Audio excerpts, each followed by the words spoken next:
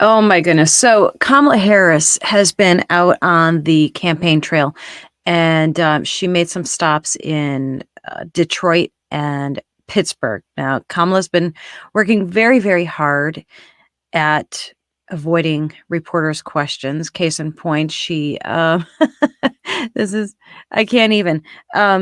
She employed a new tactic. She lifted her phone. They were shouting questions at her, and she lifted up her phone to her ear to pretend to talk on the phone. Now, how do we know she's pretending? Well, because she had headphones on. She was wearing headphones and lifted the phone to her ear. I don't know. Who's going to tell her? Who's going to tell her how ridiculous she looked doing that? Oh, that was embarrassing. But anyhow, so speaking of embarrassing, of course, so Kamala, again, she was in Detroit and in Pittsburgh, all in the same day, just a matter of hours apart. But the craziest thing happened.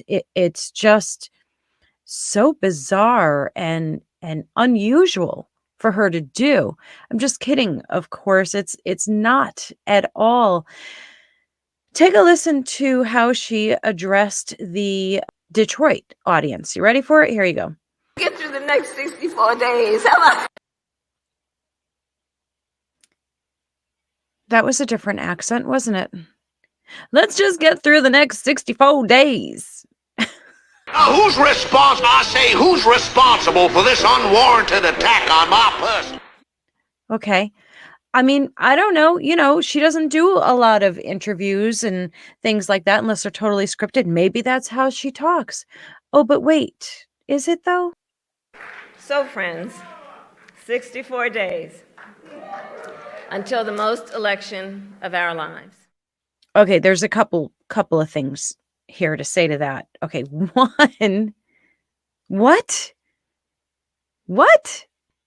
Did she miss a word on that teleprompter? I think so. Wait, hear it again.